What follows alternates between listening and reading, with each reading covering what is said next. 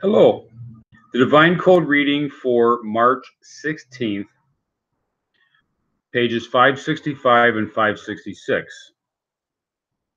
We are still in the beginning of the unit, the Prohibition of Theft, Chapter 1, and beginning at the beginning of Topic 1, or restarting at the beginning of Topic 1. An adult Gentile is warned about the prohibition of theft, and it can be subject to capital punishment in a court of law for this transgression. And there was a long footnote that was in yesterday's Divine Code reading discussing this.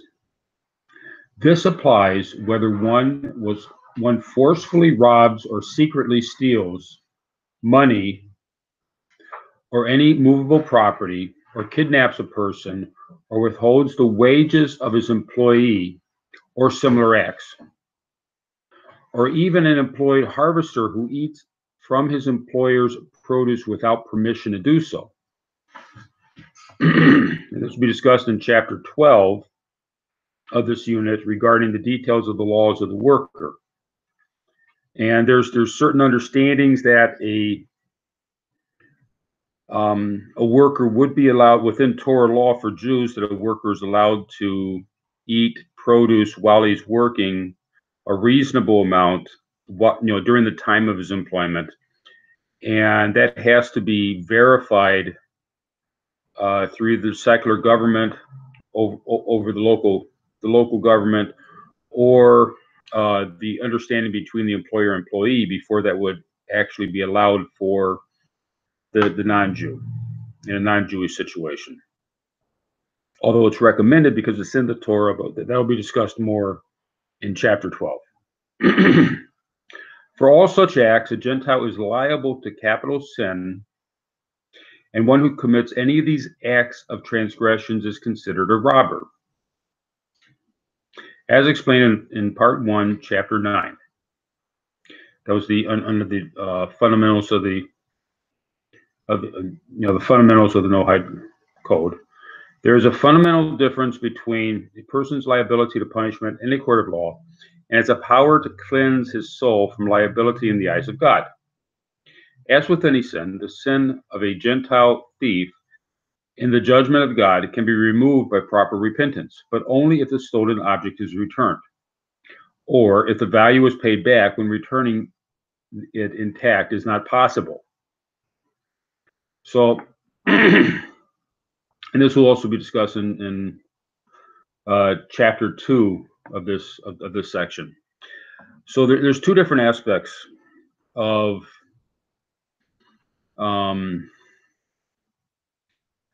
areas of liability. One is in the earthly court, which is what primarily the Divine Code discusses. It's the halakkas that are handled through the earthly court system, and how people function within society.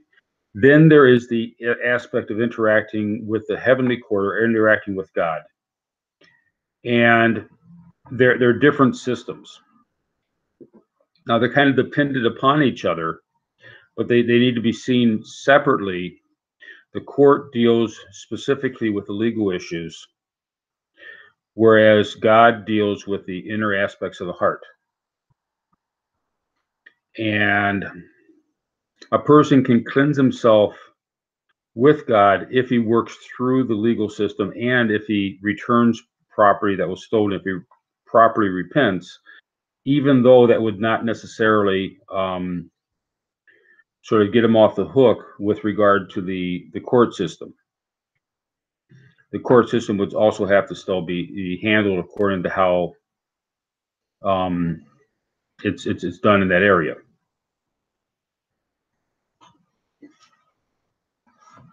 Rambam Laws of Kings 9:9 states a Gentile is liable for theft, whether one forcefully robs or steals money, or kidnaps a person, or withholds wages of an employee, and the like. For all these, he is liable, and he is considered a robber. Rambam continues the statement, adding, in contrast to a Jew. Keshnaf Mishnah explains here that this means for a Jew, all these transgressions are prohibited by separate commandments, whereas for a Gentile, they all fall under one general prohibition of theft.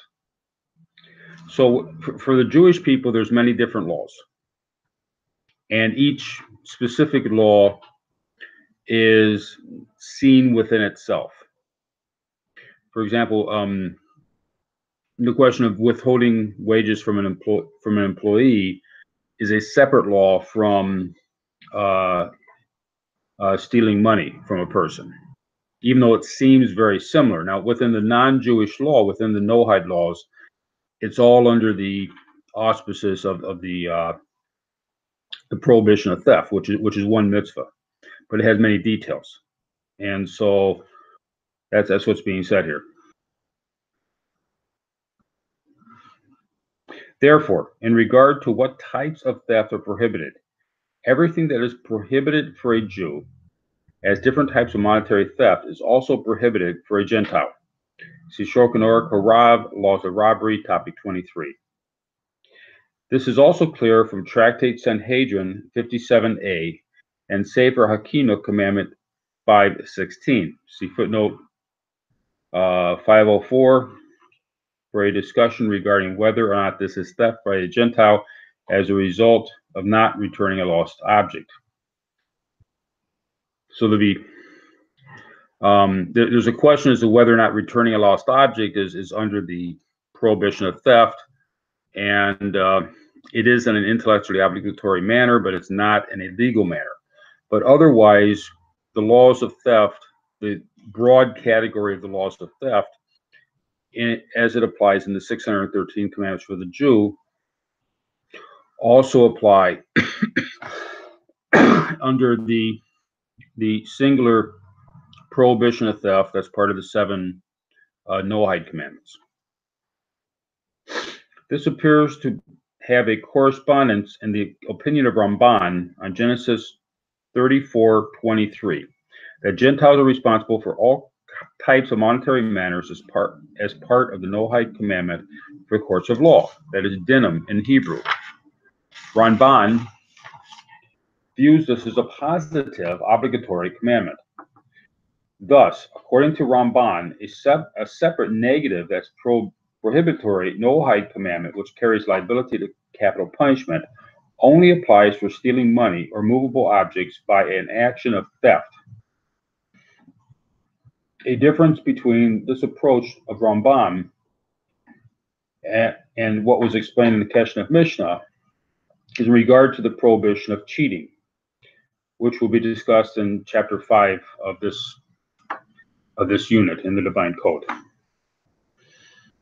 So there's a question as to whether or not the positive commandments regarding theft for the Jewish people would also apply, or if we're to infer a corollary negative commandment that would be paired with our negative concepts that would be paired with the Jewish positive commandments regarding theft.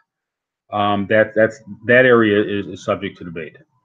But the negative commandments are pretty much line up within the Jewish laws, lining up with what is found within the Noahide prohibition of theft. Topic number 2. What is considered robbery? That's gazela in Hebrew, which is committed by a robber. This is when someone takes the money or a belonging of another person by open force. For example, if one forcefully took movable objects away from the owner who was holding them, or if he committed any of the following types of acts in view of the owner and against the owner's will. He entered the owner's property and took away items, or he seized an animal and used it, or he ate some of the fruit that was growing there, or anything similar in these cases. One who commits any of these forceful acts is called a robber. So a robber is blatantly doing things out in the open, and he's just using his own force to do these things. He's not. That's the key of what a robber is. Rambam laws of robbery 1:3. If someone used another person's animal, but without intention to steal the body of the animal, but instead he intended to only use it for a short time, he is considered to be one who borrowed without permission. This is tantamount to robbery. Nevertheless, for a Gentile, such an action would not be a capital sin, since he did not make the owner actually lose the item, but rather only caused an indirect loss to the owner. And that'll be discussed further in this area. If a person borrows something, he may have to pay rent, and that makes it more of a civil issue rather than a criminal issue. But that'll be discussed further in this unit. What is considered thievery or theft, which is geneva in Hebrew, which is committed by a thief. This is when someone takes another person's money or belongings secretly without the owner's awareness. For example, one who stretches out his hand and takes money from another's pocket without the owner being aware, and similar action. And that's discussed in Rambam Laws of Theft 1:3. So you have two different things that are two different activities. Both of them are taking someone else's property. If it's done openly by force or just by just doing it in a blatant manner, that's considered robbery. If it's done in a secretive manner, like someone who breaks into a house when the owner's not there, that's considered theft. And in the Jewish commandments, there's differences within the Noahide commandments. Concerning the Noahide commandments, there is no difference between theft and robbery by a Gentile. Therefore, in every place where this work or other works of Torah law, where either one of these terms is used, the two types of actions are considered to carry equivalent liability for Gentiles. So within the Noahide code, both robbery and theft are both under the same overall commandment that we're discussing here. Whereas in the Jewish commandments, they're treated a little bit differently. Not a lot, but yeah, a little bit differently. Thank you.